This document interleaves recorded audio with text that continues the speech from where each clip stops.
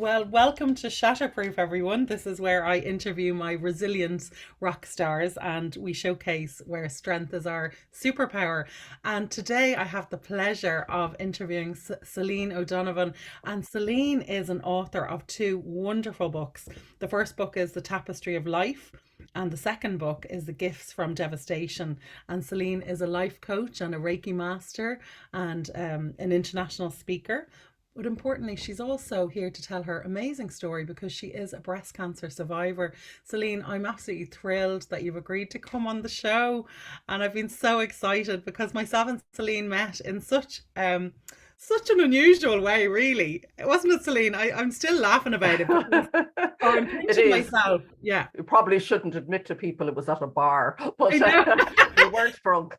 No, we weren't drunk. We We met definitely in weren't the drunk. no, no, Exactly. no, not at all. Although We I were, reckon, I yeah, reckon if the night had been different, we certainly would have been shooting the breeze, as they say. yeah, But yeah. yeah, and ironically, myself and Celine met at a very spiritual event. Mm. With the beautiful Laurie Ladd had come to Dublin to speak to us all about all of her wonderful musings and wisdoms. And I just went up to the bar and we got chatting, and myself and Celine hit it off, and it was just meant to be. There was so much synchronicity that night. For me, that was the reason that I went to Laurie Ladd. So, Celine, thank you so much for being here, and to maybe start off, because I know you've had such an interesting, amazing life. Before you got into the work that you're doing now, you had a whole different career in marketing. Is that right?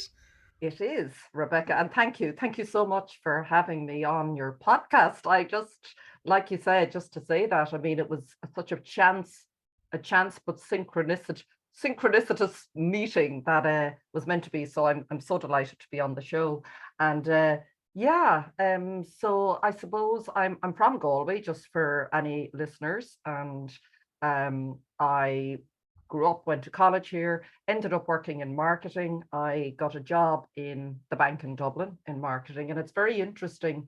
You know, I really believe everything is always leading us to the next step in our lives, and all we really need to do is be present and follow the next step, and we're always shown. Now, I didn't know that at the time, but I had been offered two jobs in the same day, and one was in Galway, one was in Dublin. I've no idea why I took the one in Dublin, because I was a little bit of a scaredy cat and didn't really wasn't so enamored about moving away from home, but I did, and it was instrumental in how my life would ultimately play out. Um, was wonderful. It was a wonderful few years. I was 22. I was in the head office in Bank Centre in Dublin, and I studied marketing, got great training, great experience that I didn't really know would serve me, you know, obviously later in life. Um, Learned so much, met my future husband there. We're no longer together, but it was a very important meeting and is still a very important relationship in my life. So that was amazing. And then when that broke down, obviously, as anyone knows who goes through anything devastating, a marriage breakdown, anything else, I literally just spiraled downwards. I was very young. I was 30, well, I was 34 at that stage. I was a little bit older. Um, and so my way of surviving, I mean, as I said, I spiraled downwards, but I ultimately took a career break because we had worked together, and I went to Greece for a year. I trained as a TEFL teacher.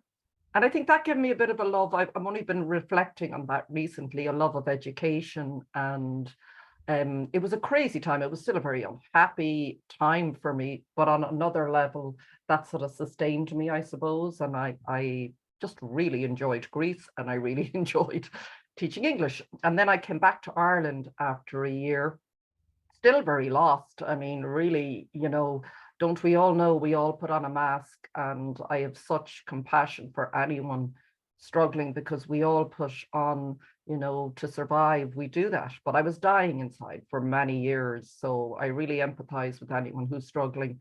It's very painful. But I came back to Galway. I got a job in the university, and I worked there for 11 years in marketing and education. So my role, I started off at international marketing, and that was a new role. So it was basically recruiting international students to the university. So I got to travel with that.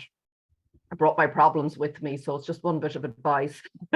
What they say, you know, the answers are always inside. No matter, I thought, all this travel, you know, I'll sort everything out. You Yeah. still bring it with you. But it was a wonderful, wonderful experience. Got to meet amazing people. And then I ended up did that for 2 years, and then 8 years I spent working in Ireland. I traveled all the schools, the highways and byways of Ireland, talking to students about going to college. So sorry, it's a long-winded answer, but that really blended together. I can sort of see how it's piecing together in my life now, my love of education, of teaching, of young people, and being able to express myself and be on a show like this with you, you know, having the building up, because I wouldn't have had much confidence. So, you know, everything doesn't it? It serves. No experience is wasted. I think Wayne Dyer said that in one of his books, and I love that. Just to remember that, even the difficult ones, no experience is wasted in our lives. No, isn't he an amazing author, Dr. Wayne Dyer? Yeah, Yeah, his yeah, work, it continues to live on, you know, it really it does. really does. Yeah. Yeah. Oh, I love Greece. Celine, you've got me. I I'm did a a bit Shirley off topic. Valentine. Yeah, I was gonna They say, was it slagged me. It was sort of an unhappy, I mean, it sounds idyllic, and it was on one level. And I actually, to make it even more crazy in one way, I had been on holidays with a friend in Greece, in that very place, while I was struggling to cope with everything that had happened. And I met someone, and I just went home, took a career break, and left the country. So that's what I did for a year. I lived with this guy and his mother in a little town in Greece. I taught English. It sounds, but it kept me going. You know, whatever needs be. It was yeah. amazing, and I think there's a play in this. really, I can I don't actually, know what there's in it, but it was. or some kind of play script there. And which part of Greece was it, Celine? Well, I ended up living where I had met him was on an island called Zakynthos or Zakynthos. It was a big, I think it was a very popular destination, and that was about 2003 or 2002. And then he lived in Patras, which is the third largest city on the mainland. So really, when I went back there, no tourists, no English speaking hardly. I mean, it was pretty isolating on so many levels. You know, it was all going on. But yeah, you know, it was survival, I suppose, whatever. Yeah, and I couldn't do it here. You know, I just wasn't able. It was just, you know, yourself. Sometimes you just have to give yourself that. Yeah, to get Um, perspective, isn't it? Sometimes, yeah, even as you said, great advice to all our listeners, anyone who's going through difficulty. It's, you know, we think sometimes by taking a holiday or getting away or moving abroad for a while, we do take our problems with us, but also it does give us a little bit of distance, can give us a little bit of perspective and give us the yeah, time to yeah, step out yeah. of our lives. Or whatever you need. You know, I don't judge anymore. Whatever it is, I had, you know, a lot of, I can say I probably was very depressed down through the years. I didn't even know that I was, but I know now I was. I abused alcohol for a long time. Like I had a lot of, I overworked, I smoked. I mean, I had a lot of, and I don't judge myself for any of that because I did what I needed to survive. And, Yeah. you know, we come through stronger. Of course we do. Of course we do. And when did you start to become interested in spirituality? I know that's an interesting question. I think on some level I probably always was without knowing I was, because I didn't know anything, obviously, as a child, really about spirituality. But I do have a sense of always feeling very different, very sensitive. Many people might say that, but I don't have a lot of memories of being very young. So there's something there. I had a lot of anxiety. And I suppose the environment had a loving family, but not, let's say, very maybe emotionally expressive. So I've always felt quite an oddball in my family, but I think often many of us are who go into this sort of, I suppose, way of life. But I would say actively, I came back to Galway in 2005, and I was still searching for a lot of healing and meaning and purpose. So I dabbled in everything, you know. Oh, I went to everything, you know, every healer, every tarot card reader, fortune teller. I trained in a lot of, I sort of had that going on for quite a few years. And a healer I met, it was a few years later in Galway. He was a Lebanese healer, and he really was instrumental in my life for many years then, up until cancer. He often had said to me, look, sometimes we have to keep two parts of our lives going. I just wanted to leave my old world at that stage and get into all the healing. So I had a lot of that going side by side. And so I think there was that search going on. And then when I was diagnosed with cancer in 2016, I really feel that was the time. How I describe it is like the old identity of me died, really. I'm still Celine, but it was like waking up to a much bigger and higher version of myself, and sort of connecting to something much greater than myself. It happened organically. I can't say that I had any rhyme or any part in it other than everything that's how fast I was going in my life as well. I'd had a car accident the year before cancer, and I was burnt out, and I was still feeling quite empty. And then cancer just brought me to a standstill and broke me down, broke me open, is what I say to people. So I'd say that's when it really took a hold. Something greater took over in my life. Yeah. But it's been always there with you, this sense of I something think, greater than ourselves. well, you know what I think it was for anyone who might be struggling or suffering or feeling isolated or lonely, and I still can in life. I think now what I understand it is, it's sort of what we call separation consciousness. Like we're all moving towards, I believe, we are all one. This is the ultimate that we're remembering, hopefully, on the planet and in our lives, that we are all connected. We all come from the one divine, universal, whatever you want to call it, consciousness, nature. And I think a lot of my pain was feeling that I was just this person, identity, disconnected from everything and everyone, just wandering around the world on my own. And I had a deep sense of loneliness a lot of my life. And I think now, just speaking about it more, I think that's often what I was searching for in other people. And we can't find the answer in other people. We can have beautiful relationships, but we have to, as you know yourself, find that within ourselves and then come together, hopefully fairly complete, or in that place in ourselves with someone else. So yeah. Soul uh, searching. Wow.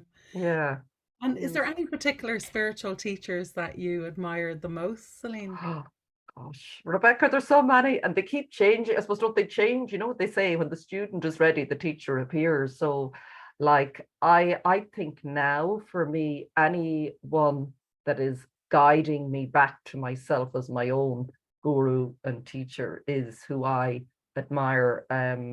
Because I think that's what we all ultimately need to find, that we have everything we need inside. We're all connected to the same, we all have access to the same love and that divine connection. But there were some wonderful people. I mean, I mentioned Wayne Dyer a little bit earlier. I just happened to come across him when I had cancer. So he was probably my first, and I just devoured, when I was going through treatment, I was just devouring books and videos of everyone and anyone that were just coming my way. I found a beautiful spiritual teacher, or healer, Dr. Yvonne Murphy, a chiropractor who's based in Dublin and India and Galway. She's a divine healer. So she I've called, been to Yvonne. I know you Yvonne. probably have. So you do. Isn't it so funny? So many people have. So Yeah. I just met her just before I started chemotherapy. And I did a Zoom session with her, or Skype, in India. And a friend. So you know how you're guided. I was very confused about what direction to go in terms of treatment. I was very confused about, what does this mean for me? What's it all about? I was just so lost. So she really helped me. And I went to her for a number of years. Um, I find, I'll just tell you an interesting thing. What I'm noticing now is everybody really we meet is our teacher. Whoever you meet. Like, I'll give you an example. On Easter Sunday, I went to visit a beautiful elderly neighbor, a good friend of my mother. She's 99, going on 100. And just an amazing, amazing woman. And because I've been back living with my mother since I had cancer, and I'm sort of caring for her now as well. But I've just been surrounded by amazing women in the last few years. So that's, I think, been a huge part of my own healing and coming more into the feminine. I think that was a big aspect of my cancer, coming more into those feminine qualities. I had breast cancer. So, it's all about nurturing. It was on the right side, which is very much on the male energetic side. So I was living very much for my male energy. But that woman, sorry to going off there, but I visited her in hospital and she's gone downhill a bit. And it was just, we sat there very quietly. It was Easter Sunday, and she just started saying to me, she'd been interviewed in a magazine, you know, women who dared, I think, or something it was called. And she was asked about, you know, what her values or what she believed in. And she was saying to me, she just said, Celine, you know what I said to them? Love God, love your family, love your neighbor, be kind, never speak unkindly of anyone. Like all really simple things, but she has lived her life.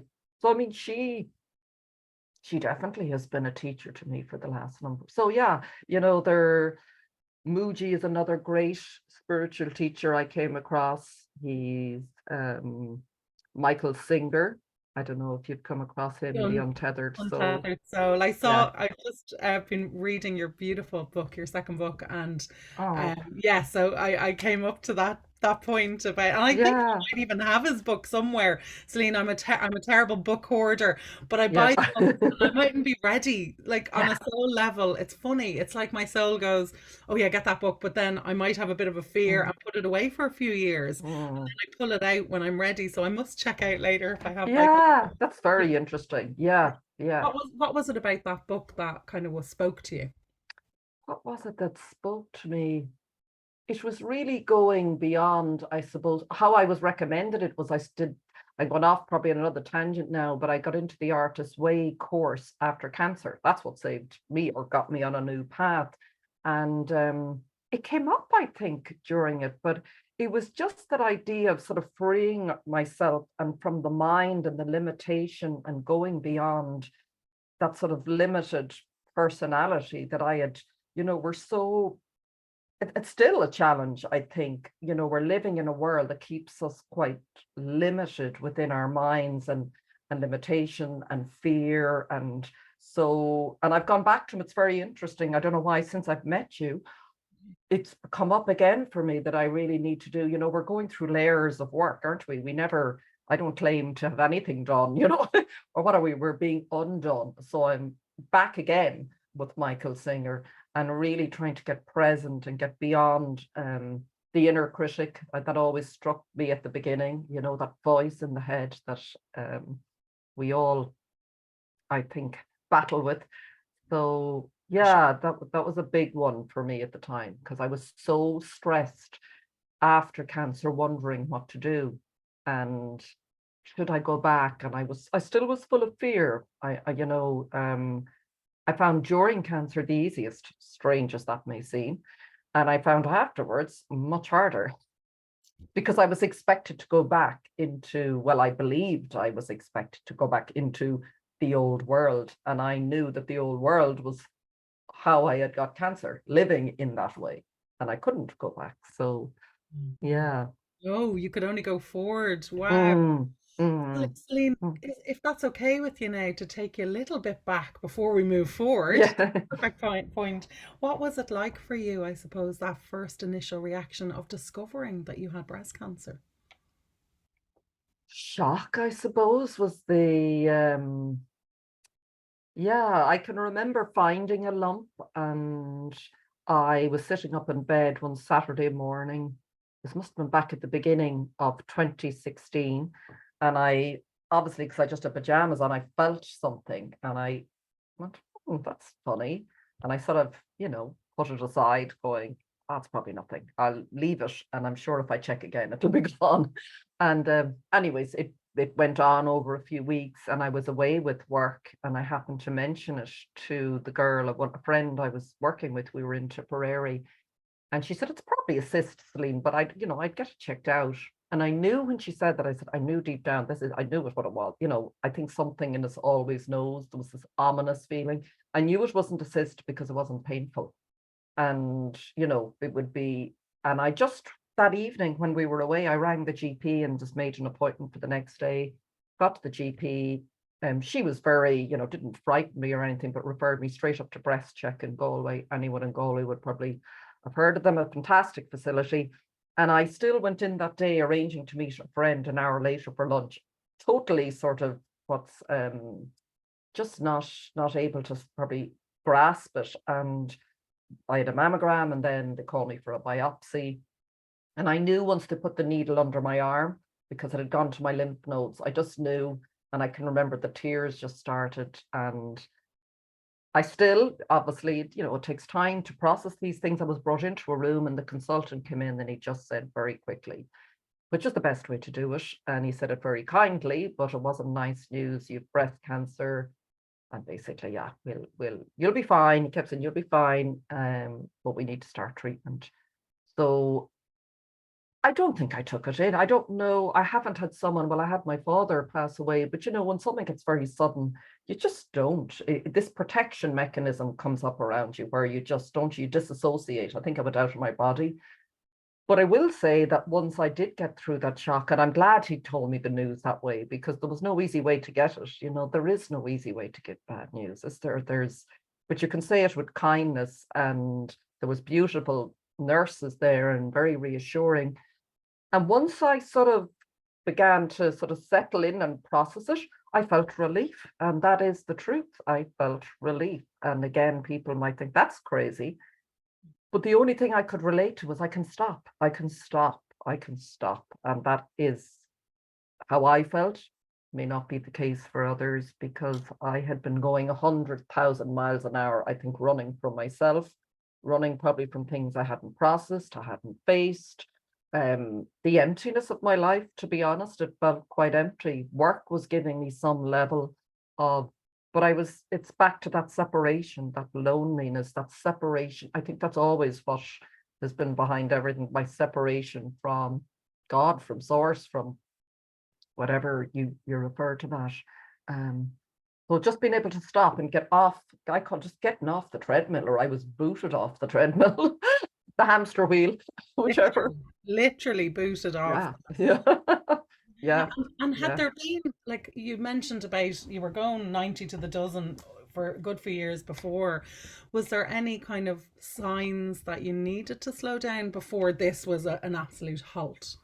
Oh, I think so. I had feelings of what I'd now call burnout. I could say, and I've been to, you know, for anyone listening, yes, I did go through, you know, all the conventional treatment, but I did a whole holistic approach to it. So I, you know, also supported myself with other things. But yeah, I would have felt, what I didn't know at the time, quite burnt out. I always felt on high alert is the only way, like fight or flight. I'd say I was living in fight or flight. Even when I went home, you know, after work, and I worked really long hours, I never relaxed. I never relaxed at the weekend. I just didn't know how to, I didn't feel safe. It's very strange. I think it's because of that separation again. I don't know really.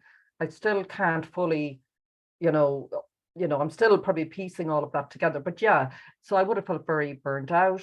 I was working and running and going out and over scheduling myself, so I wouldn't be sitting with myself and maybe facing. I didn't know how to. Even though I was doing a lot of work on myself at the time, I still didn't. And then I had a car accident a year before. So I suppose, and I literally, that was a very beautiful and scary moment, in that I was driving down to Tralee and I was late and I was very stressed through work because someone had left, and I could just feel, oh my God, more work is piling up. I can't do this. I can't do this. And as I approached the school, I'd say I was a minute or two from the school. I looked on the sidewalk and the path, and there was a woman wheeling a little buggy with a child in it. And I just was, oh my God, I'd give anything to be her. Now, I didn't know anything about her. I just thought, I need that. I want that life. I can't do this. And I turned, and I literally, someone had just stopped at a pedestrian crossing, and I went bang into the back of them, like just smashed into them. It literally nearly hit a wall and left sitting there again. It was like being, that's the way cancer was doing it. I was just brought to a standstill.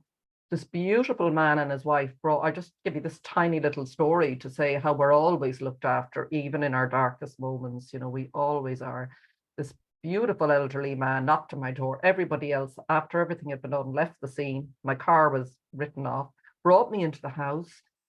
And as we were there, they looked after me and I got a car hire and everything to get home. But I was in shock. Now, luckily, I wasn't majorly physically damaged, but I was spiritually, mentally, emotionally, like just, whoa.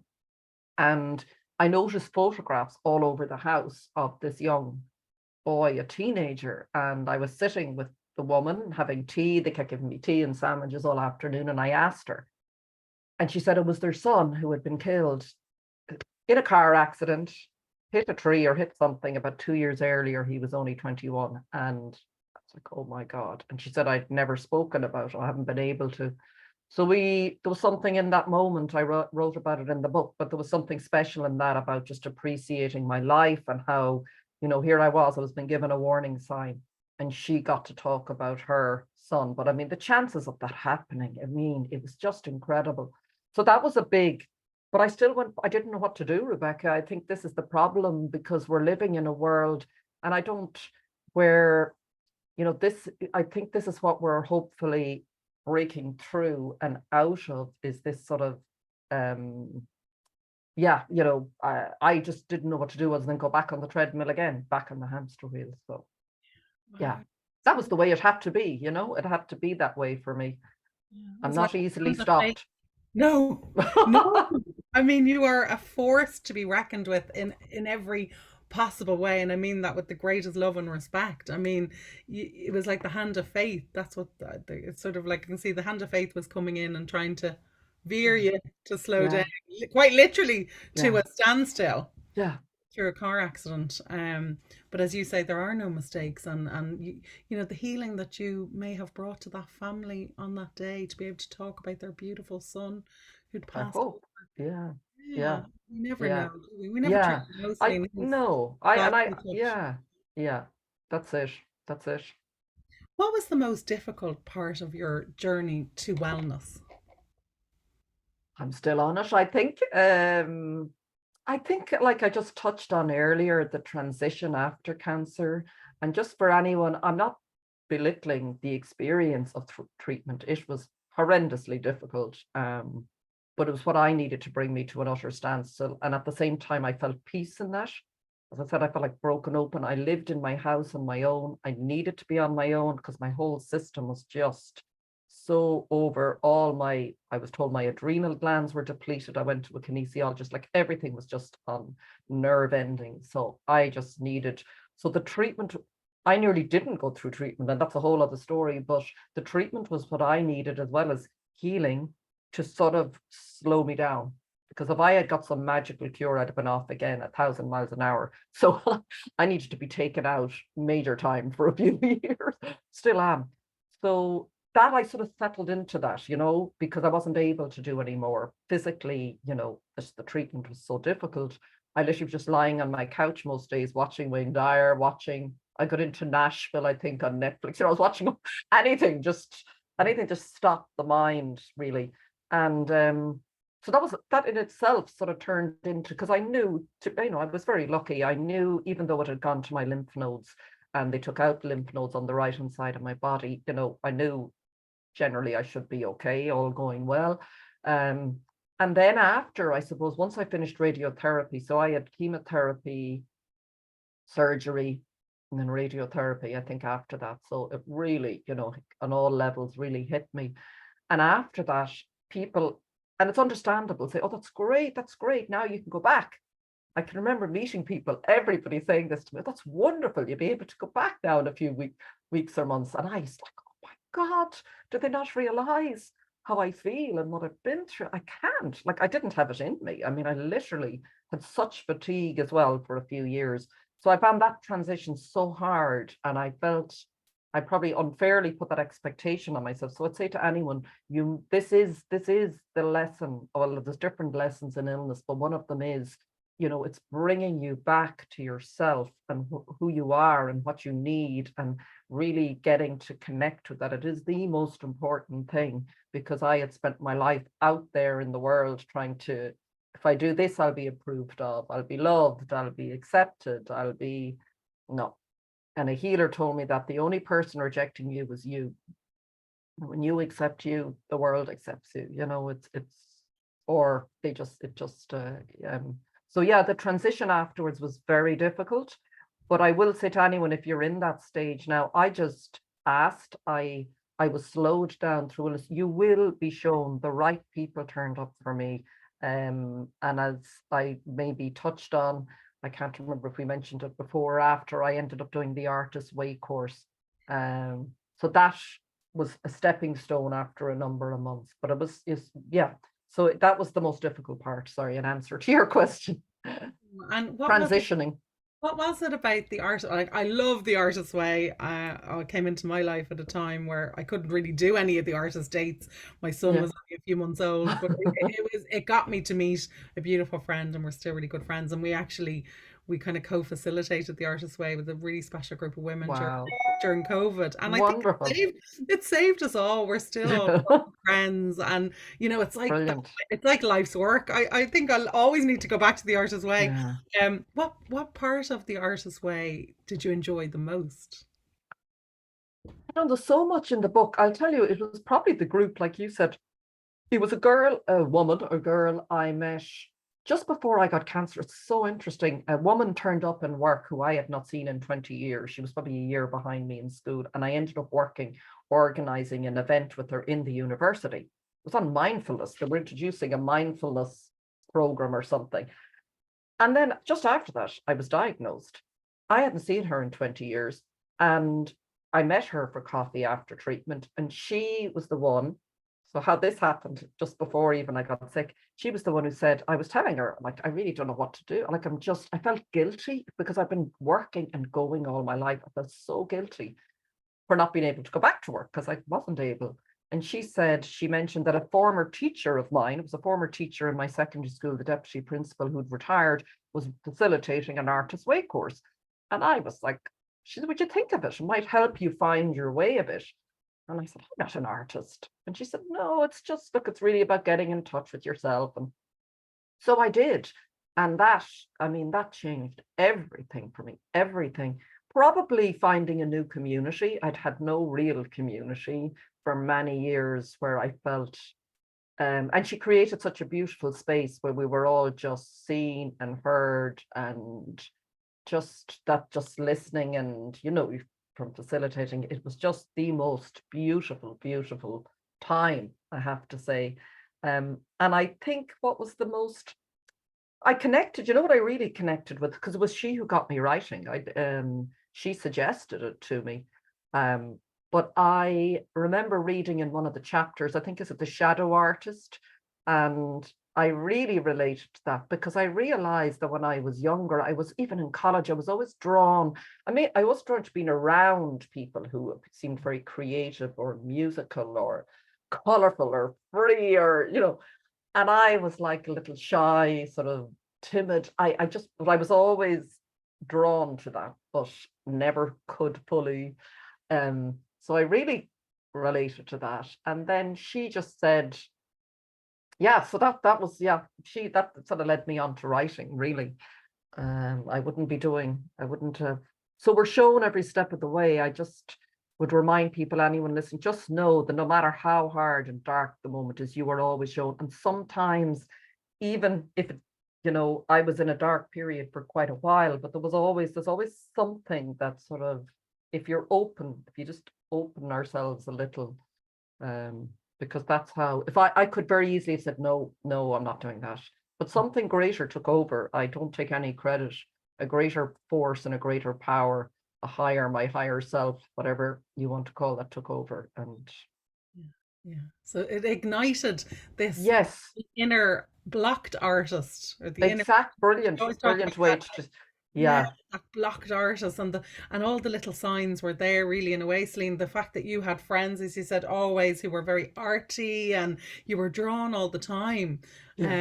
So this sort of unlocked. It was like a key. Exactly. So did the book Exactly. start? Did you just start writing and it started Well, what flowing? happened, just you use perfect words, I was having, because she was a life coach, and that's what got me, even though I haven't really got into that side of it, it's been very useful for me. I feel it's part of my toolbox. But so I had a coffee with her, and I think I did a coaching session with her one day, because again, I was still so lost. And she just said to me, she said, Celine, when you're at the group, you're always talking about how much you've learned from the experience of cancer and how it's changed you. And would you not think of writing it down? And, write, she didn't even say a book. She just, because the way you do the morning pages. And I thought, I don't really write. But like that, I went home and she unlocked something I didn't know that she had. I went home and I said, okay, well, I was like living with my mother. I felt very safe at home with her. And I just took my laptop pop out that afternoon and said, well, I'll just start. And it just, like someone turned the tap on or unlocked, as you said, and it just boom, flowed. I didn't know what it was going to be, but it literally came out of me in chapters. It's really weird. Like I don't know, some people call it channeling or whatever, just getting in flow, I would say, tuning into that aspect of myself. Yeah, it just, so she unlocked exactly the right words. Wow. It was amazing. Was this for your first book then? Was Yeah, well, the interesting thing is, that the book that I published last year, Gifts from the Devastation, is what really came. This is the interesting story, is what came out first, let's say. That was 2018, maybe. So I had a draft, eventually got to a stage, I had a draft and it seemed to be a book, but I had no idea what to do. And I found a publisher in Galway. Now, I was a self-publisher and I went to meet her. And again, it was the whole thing with her was very unusual, but it was meant to happen the way it did. So she just took it and read it and met me, and she said, yes, you can write, but would you not think of writing fiction? Well, I sort of looked at her totally confused, going, fiction? Sure, I've never written anything. This is just me writing my experience with cancer. What would I don't even know what to do. But I didn't know what else to do. So I left her, but she obviously unlocked something else, because as I left her house, all these little voices started. I know, sounds crazy, but all these little voices of characters and things started to come through. So I said, okay, I put that draft aside and I went and started this, and I did a short writing course just to help me, because this was fiction. And really, this book is about, so I published that first in 2019. I self-published, would you believe, October 2019, just before COVID hit. So it's very interesting, the timing. And that's all about the power of community. So that obviously was what was meant to write about, community and what it was coming to mean to me. It was about 3 generations of women in Galway. That's how it turned out.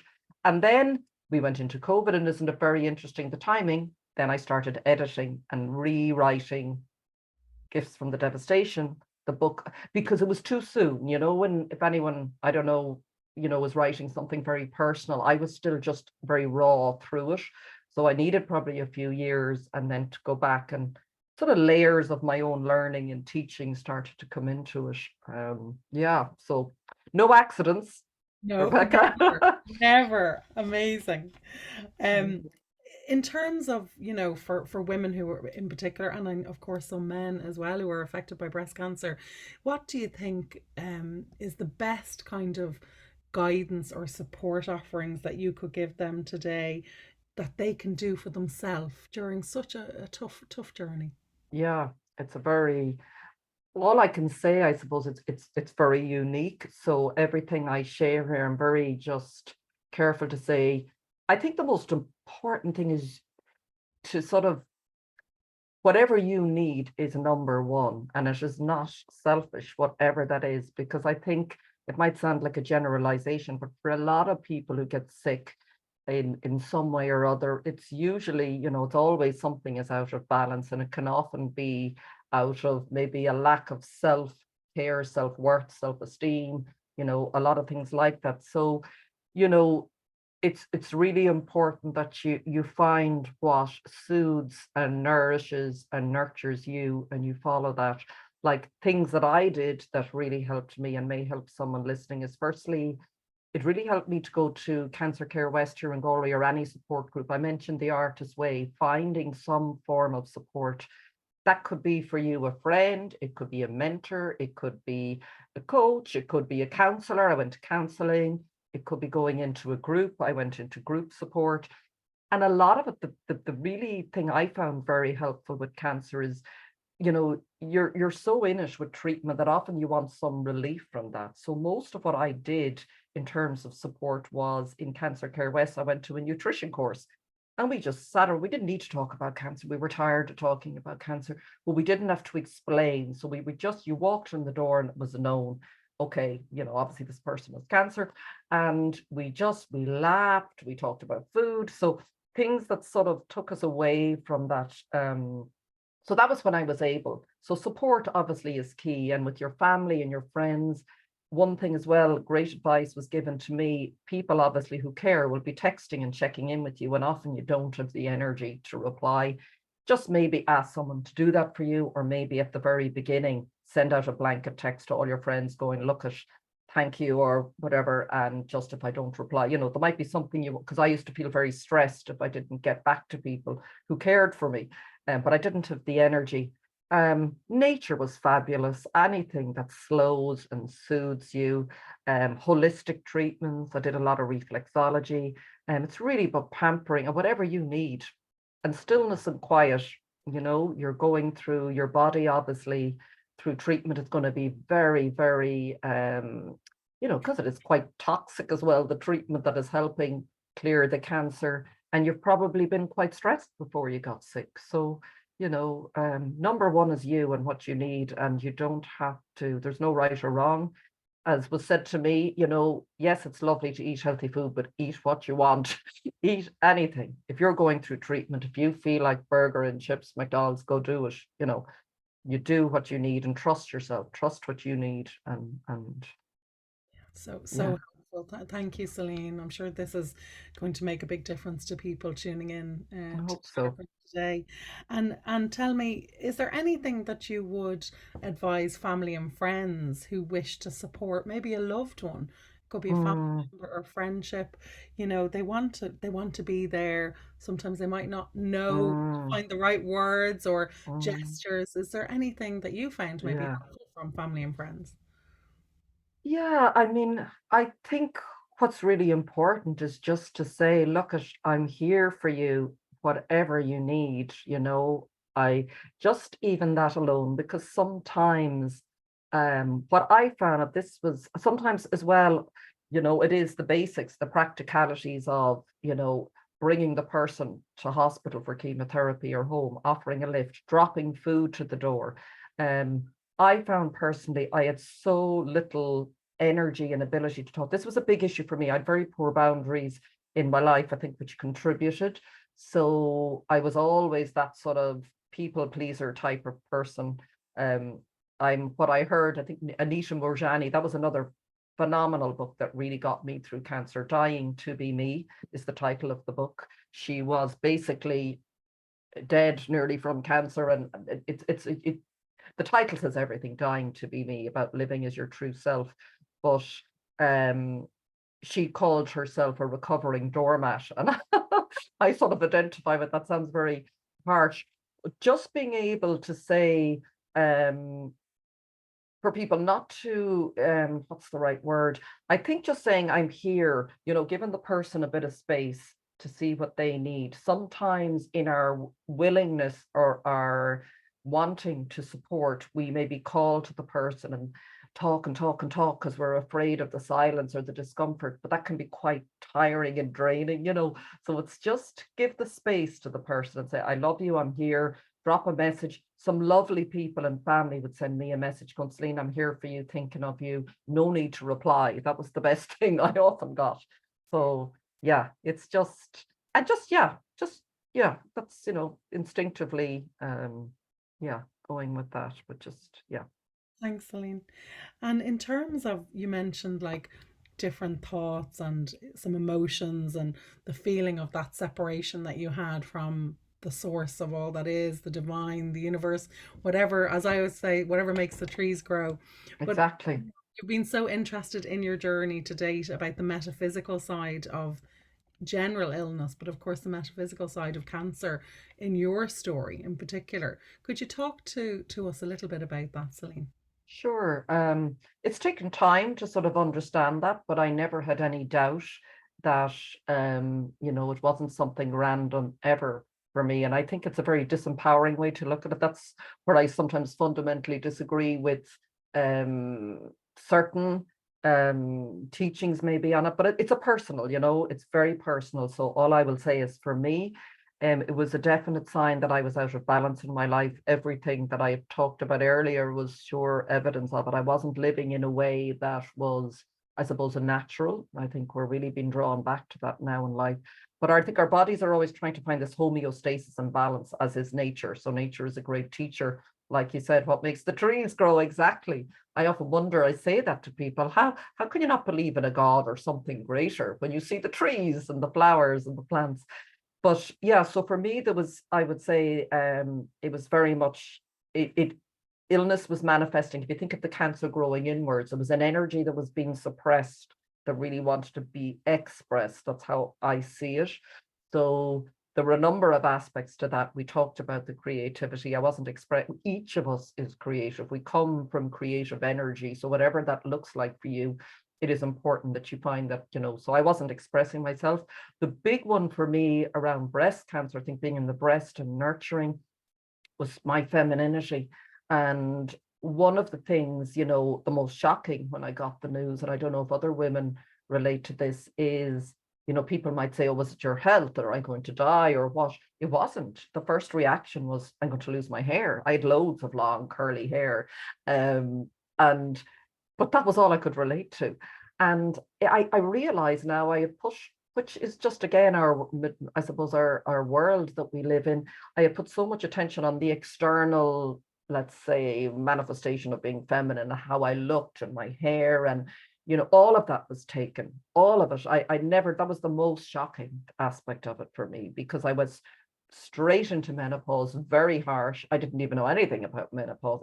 Nobody mentioned it. I was just, my skin, everything changed. I aged, I lost my hair, everything that you've sort of, I had put faith in as being what's feminine was taken from me. But the interesting side now, years later, I can say, is that really what it's actually brought me back to is what true femininity is. It's so interesting. It's taken me years, and it's really about, the masculine and feminine energy we all have within us. I lived from my male side. I didn't understand this. I was a doer to survive in the world. I pushed, I worked, I always striving and struggling. And it's brought me into the more feminine side of my nature, which we all have, the intuitive side, the compassionate, the loving, the gentle, the soft. And that's been the journey. So what turned out to be feeling I was losing the feminine aspect of myself was bringing me into a much deeper understanding of what it is to embrace your feminine, because men have obviously a feminine as well. We all do. So yeah, that was my, I think, very specific journey, understanding of it. And my separation, that pain was sort of manifesting in that way in my body. And do you know, the body never lies, isn't that the truth? No, It never the body lies. keeps the score. There's I so many know. books, the body Oh, keeps that the book is score. phenomenal. I had a totally separate experience, but I have had alopecia in my late Okay, 20s, quite okay. severe. And I remember like searching and searching for answers, and it was following a period of stress in my life when my mum had been very, very sick in hospital. And sort of when everything calmed and I wasn't needed to advocate and push, I remember I worked as an adoption social worker for many years. I loved it. And I came out and I Oh, felt like something unusual at the back of my head. And I remember saying to my colleague, and we were always sharing stories about her hair, and she was wonderful with hair. And she just put her hand up and went, "Oh, it's missing." And I was like, I remember. But during that, I kept saying, how lucky are you, Rebekah? How lucky are you? This is not a diagnosis of cancer. You're not losing your hair for that reason. It's another reason. mm, And when I mm, stopped searching for why I was losing my hair and mm. how to fix it, and I genuinely handed it over. Now I did some practical steps, of course. I saw, a consultant, etc., and they were like, "It's a pretty bad one. It probably won't grow back." I was like, "Oh God!" But like Wow. when I literally handed over that surrender, it was the first time that feeling of surrender. Like I was taken to the end of it. I could do no more, and then I had to hand it over. And then it was some months later, I could feel that little tiny baby Wow. hairs coming Oh, back. yeah. I can remember that. Yeah, and I was like, oh, Wow. okay. So, but I mean, it's such a tiny story. But the point is that I had such empathy, and I could imagine what it would feel like to have something like a life-threatening illness. And not only is that hard to deal with, but then, as you say, all the feminine structures of what the conditioning of society puts on women, the hair, the this, the that, the eyebrows, Ripped. the eyelashes, but it actually took you to the true feminine self that you are. Yeah. It's, Yeah. yeah, yeah. Beautiful, beautiful It's like woman dying of the hiding old. out. Yeah. Yeah. Yeah. Yeah. Yeah. And just as you say with the alopecia, I felt the opposite. I met a beautiful woman. I was due to start training as an energy healer when I got diagnosed, and I couldn't obviously then. And to tell this very quickly, I rang the lady and I was just talking to her. And again, being sent I never met this woman. I've never spoken to her since. And I was telling her I got to lose my hair. And, I was talking to her and she said, I lost my hair because of alopecia like you. And she said, I had beautiful long hair like you. And I just remembered thinking, oh, I actually felt that's worse. Isn't it unreal? I afterwards thought, oh my God, she never knew it was going to grow back. At least I do, sort of, on some level. So I used to think I've it better than her on one way. So, Yeah. it's amazing. It's how we look at things, isn't it? You can never assume. That is true. Mm. And in terms of kind of like all of the beautiful work that you've been doing as an author, and your book, which is absolutely phenomenal, by the way. Thank you. Oh, thank you. I This love the sunflower. is getting passed, as you know, to a very special friend. So Delighted to hear that. should be expecting it now after this interview. Ah. Looking forward to receiving it. But in terms of kind of like what's next for yourself, Celine, like for writing, have you, can you tell us any more? Do you have more ideas of stories to share with Yeah, us? well, I feel it's like it's lovely now because something will bubble up, and often I think I'll tell you that so there's an idea. I'm actually going to, hopefully all going well. I mentioned earlier I do some caring for my mother now. That's been another beautiful part of my journey because I came to stay with her after surgery, and she asked me to stay do you want to stay for a few weeks? And I said, I'll stay for a few days. I'm still there 7 years later. So it's been a beautiful journey of her supporting me and me now being here for her. And that's given me, I think, the safety and the place to write. So yeah, something has sort of been bubbling up for me around, and what I feel it'll be, it's lovely just to follow. Nothing was happening for a while, and I'm learning to trust that, when, it's all about a rhythm and a flow, isn't it, in our lives? It's a time like nature, seasons, to stop, to rest, to integrate, to create again. It's a huge learning for me because I had no idea how to do that. So yeah, it feels like it's around the topic of flow, like what we're talking about. And I've been very drawn recently in terms of research to all of the ancient teachings and wisdoms, and like I'm studying the Hermetic principles at the moment. I don't know if you've heard of them. I've just been drawn to it, and astrology I'm studying, and I feel that where I'm being called at the moment is to, in the next whatever way it works out, is to take a lot of ancient wisdom, teachings, and truth and blend them in our modern world, but to hopefully work with young people to use it to help young people sort of come back to the truth of who they are and their nature. And I think we're going through a huge period of evolution on the planet. I think we all know we are. And I just have a calling to work with young people in some way. So I don't know. I don't even like to sort of label it too much because I just don't know. But what I'm delighted with is I applied to the Tyrone Guthrie Centre, which is sort of a place that artists can go as a residence, a residency for a week. And I was accepted. So all going well, I'm going to go for a week in May and hopefully just sort of, see what happens. So Congratulations. That's exciting for you. yeah, it is exciting. So sometimes you do need that. I'm sure, like I don't have children. I'm here with mom, and I've been very grateful to have the space and been able to do this for the last few years. But sometimes we all need, isn't it, to get us a bit of dedicated, if you can, to whatever it is you want to do. So We'll be very excited to see what evolves out of well, it'll take time, I'm sure. But yeah, I'm looking in forward to time. it. And you are, of course, a lady after my own heart. You love your quotes. I noticed that in your books, like the most Yeah. beautiful quotes. Oh my goodness. If you had to pick some of your favorite quotes, what would they Well, be? there's so many and it keeps changing. There's a lovely one I heard the other day. It just resonated. See, and I actually wrote down a couple because there's so many. Well, there was a beautiful one I came through when I was doing a podcast actually with a guy in America who lost his son. So he did a grief podcast. It's a beautiful podcast for anyone who might be struggling with grief. And he always kept saying, "Don't waste your pain," as just it was it just really struck with me that like we can get lost in it, that we can use whatever we're going through, whatever is difficult, to bring us to sort of another level and maybe help other people. So I really like that. And another saying I heard just the other day on something I was listening to is, I think it comes originally from the Bible or King Solomon: all the rivers run into the sea. And how you can interpret that in many ways, but how they were talking about it and really, really resonated with me right now is basic that there are no wrong turns or no wrong decisions. They were talking about is our lives predestined, and really the way they were talking about it was, look, yes, there is probably a blueprint for each of our lives broadly, but we free will and we choices, and no choice is wrong, because every one of those rivers is going to bring you to wherever you're meant to go to, and it's going to bring you back to your source or to nature or to God. So I just love that. It just really, if ever we're in doubt going, which I doubted myself an awful lot, should I go back to my old job? Should I do this? And we can freeze, can't we? We can get into this really freeze mode. And that's allowed me go, I trust, again, another one, just trust the inner voice, trust the inner voice. It is your guide, it is your guide.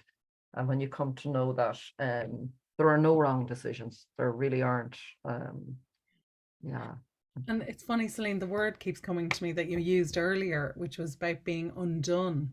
Mm-hmm. So when there was this pressure or people asking questions, when are you returning to your life? And Mm-hmm. like as if you weren't living, Yeah, you yeah, were doing everything to yeah, live, in fact, to yeah, survive yeah, and to yeah. break free of the old ways. I, And you had to learn, you had to undo what's yes, keeping you so strong today is you had to really undo all of that heavy conditioning from that's it. It's childhood just that peeling. yeah. It's peeling back layers. I really believe that Muji, that other Easter teacher I loved, always talked about burning away what you are not. And that is what cancer was. That is what we are all doing, I believe.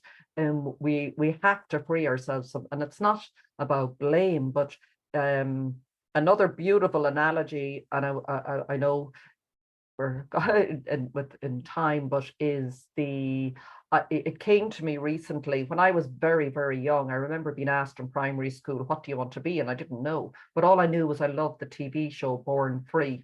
Now, you're probably too young to remember it. It was about Joy Adams, this woman who lived in a safari in Africa, and the little cheetah, and herself and her husband. It went on for years, and I loved it. I think it was the idea of freedom that drew me to it. I didn't understand.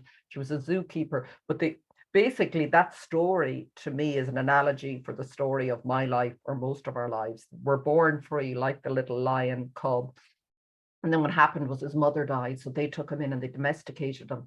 And that's what happens to us as we grow up: the programming, the systems, the teaching, the culture, the family, the limitation.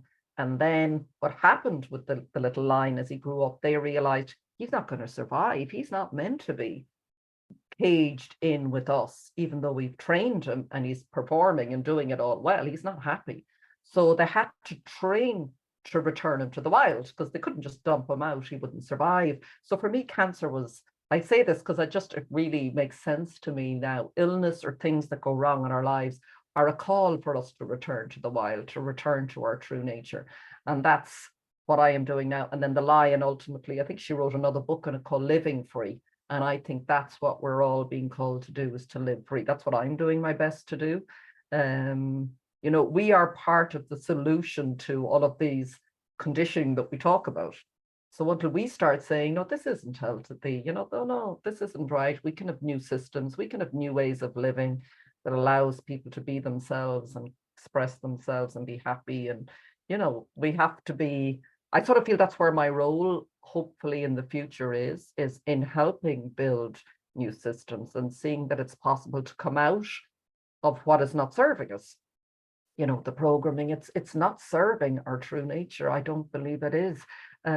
Maybe there are for some people, because maybe they found it. I'm a bit of a slow learner. It's taken me years to find my way.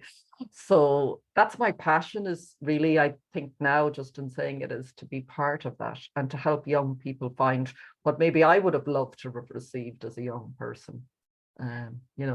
So Profound. there for us all. And I can just see you. I could see you just flourishing with young people and any age, but definitely, as you say, the young people, who are on their journey, and to get that bit of support now and partnership and learning. So that, because my impression from listening to you today, Celine, is that you really have such love, such deep love in your heart for humanity, and that if you can share, as you are Mm, today, all of the gifts that have come from this devastating time in your life, that you almost saving someone from that suffering. Of course, they'll have their journey. yeah. We can't do it for them, as we know, but at the same time, if we can share some of the little parts of the wisdoms along the And way. that you get through this, you come through this. That's what I would say to myself if I was young. It might sound a strange thing, but I feel you will come through as hard as it is. Every single thing you're going through is going to serve you, and you make it. You do make it. And Yeah. yeah, and I think our young people are our teachers. That's the other side of that. I seeing such special young people being born and coming into the world right now, and we really need to nurture them and hope, and really help them, because they're the future, Yeah. Yes, aren't they, for the planet?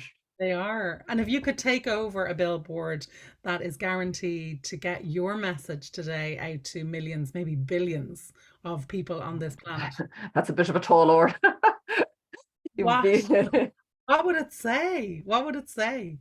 Well, I found that that's a hard one. You know what comes, because there's so much. I think I could write a book and people wouldn't be. I remember working in marketing, and we had to design or work with agencies to come up with ideas for billboards, and there was never enough space, and you couldn't read it.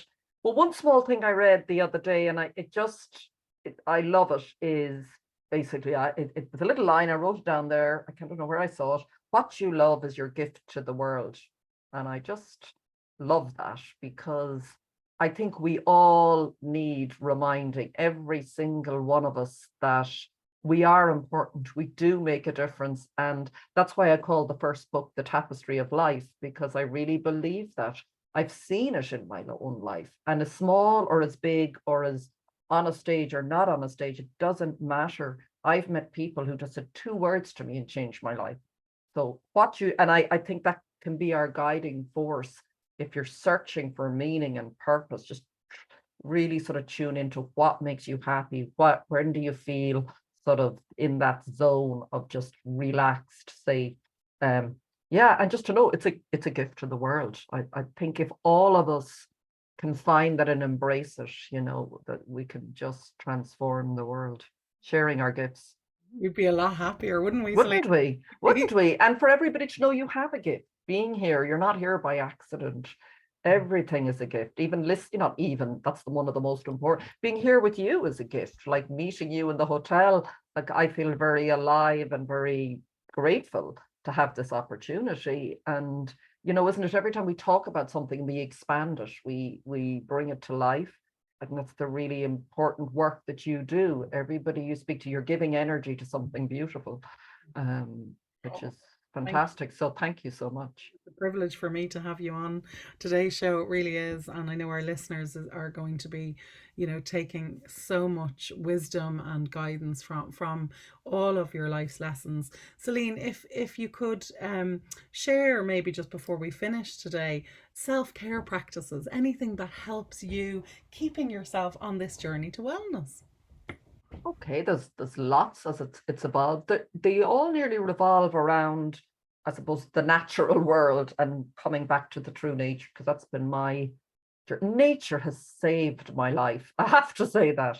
Just being in nature, walking. I started walking after cancer, and when we went into lockdown, I feel I was in my own lockdown for years before that, but just that appreciation of the natural world. So whatever way that looks like for you, I just need to be in nature every day. It could be running, walking, swimming, whatever, but really it's sort of realigning. I think we just constantly need to be realigning ourselves and learning from nature and the cycles and the rhythms.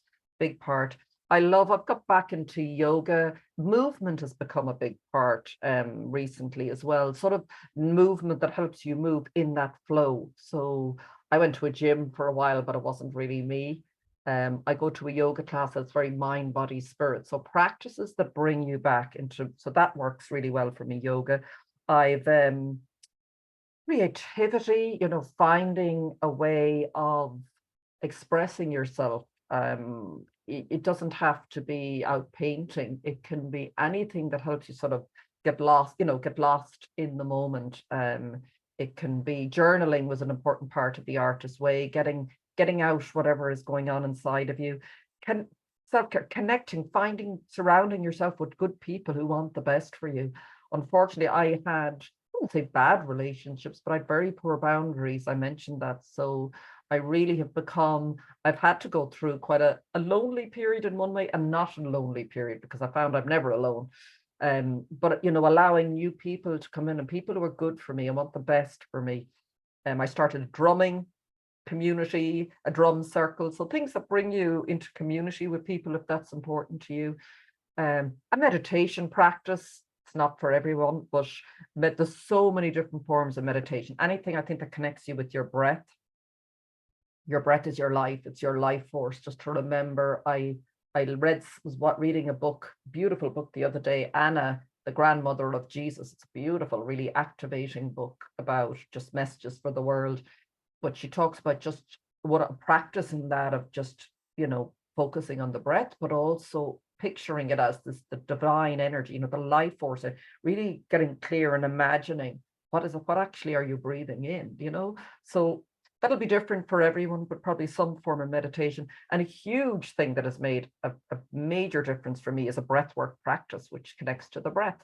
I do a diaphragmatic breathwork practice. I speak so quickly, so as you can imagine, it's something I need to do all my life. So it just grounds me. So grounding as well, that's a big so yeah. And any other, if you need I've gone to counseling for years, on and off if I need it. Reach out and get whatever you need that helps you come back to come back to yourself. Yeah. And that will be different for everyone. Yeah. Sure. And And ask for help. Sorry, to reach out. That's one thing that saved me from the very beginning. I wasn't afraid to ask to reach out to whoever. I had to learn that. yeah, I know sometimes people find it hard, don't they? They want to be so self-reliant and don't want to feel vulnerable or face rejection. But quite often, there's so many people in our lives who are willing and want to help, even Yeah. in some small ways. You said practically. So it's Yeah. don't be afraid. Don't be afraid to ask for help. Yeah, No. big one. No. And No. Celine, if you had a superpower, if you had one fabulous superpower, I mean, you've already got so many, I can tell. But if you had to pick one, what would that be for you? Gosh, one superpower. I sort of feel we're all capable. I think that's what we're moving into, that ability to, what I'm sort of working on for myself now is more my what's the word? My creative, that sort of manifestation, being very present. And gosh, there's so many. I was just thinking about this before I came on, that ability to really be present, connected, and live in that flow. I suppose that's really where I'm moving towards, because I think everything, if you think of it, the only power we have is now. Like every ability and natural power we have been given to create through our minds, through our thoughts, through our actions, it's only now. Like, we spend so much time in the present and the past, and you think the only place you can affect change is now. And I know that sounds very sort of vague, but I'm really seeing that in my life. That sort of, so I don't know if that isn't necessarily a superpower, but I think when you do that, your superpowers come alive because you are very connected to your source. You can manifest and create. And I've had experience of that, things happening almost instantaneously, from me being in a very flow state, in a very present, and whatever I'm thinking or focusing on has shown up like literally within minutes. Doesn't happen all the time. I think that's a major superpower. And I do think we are growing into those abilities, and our ability to channel and intuit and connect with source, which I think is my book, like, or nature, whatever that is, that is available. I'm just working on it. I don't claim to many superpowers, but I feel we all have all of these abilities. We've huge power and abilities available to us once we come to know who we truly are and remember who we truly are. Yeah. Beautiful. Thanks, Celine. So it's not. And Celine, if people want to get in touch with you to reach out and, of course, to purchase any of your beautiful books, how do they do that? Well, I have a website which is probably now it's still in the it still needs a bit of work, but yes, I have a website, celineodonovan.com, CelineOdonovan.com. So on that you'll see my books.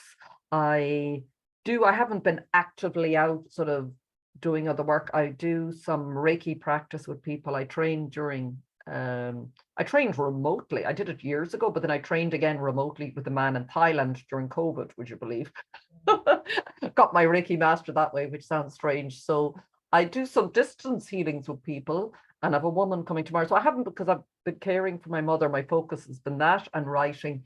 But if anyone is interested, what I found with Reiki, when I did it first, the first person after COVID, straight after the session, I got this real intuitive message to write something down for the person. And I said, do what you like with it, but I just feel, so that sort of nearly comes as part of it. I often get this intuitive message, and I just write it down and I send it to the person and give it to them. So that's sort of quite a nice, I sort of feel that part of me is expanding. I sort of feel it coming through. So I'd love to work on that more. But yeah, and anyone who is going through cancer or anything difficult, please do, if there's any way I can support, or just drop me my email. There's a way to contact me there. The woman that just as an interesting aside, the woman who's coming tomorrow for a Reiki session, how I met her, or she met me, as she heard me being interviewed about my book on Midwest Radio a few years back. And she didn't go through cancer, but she's had other challenges in her life. And she met me. She asked, can I meet you for a coffee? And I said, yes. And she said, can I work with you? This is a good few years ago. And I was, yeah, but I don't know what I can do for you. Like, I was really like, what does she, I can't do anything. And that relationship, she was sent to me, I know, and I was sent to her, because that relationship has evolved. And then I started doing Reiki on her. And, you're often sent who you need to encourage you to go in a direction when you're doubting yourself. So, yeah, that's a long-winded answer. But yeah, my website is probably the best way to find out. I am on social media, but I'm probably, the best way is my website. Brilliant. And my books are there. Thank you so much, Celine. You have been an absolute delight. I mean, the wisdoms that just flow through you and out of you are phenomenal. I could talk to you, listen to you all day long. Well, right back at you. Thank you. Very, very grateful to have bumped into you by synchronicity at Laurie Ladd, and a big shout out to my dear friend Joe who'd gifted me the ticket. Yeah, and that's amazing. Yeah, so everything always comes together for the greater reason, for sure.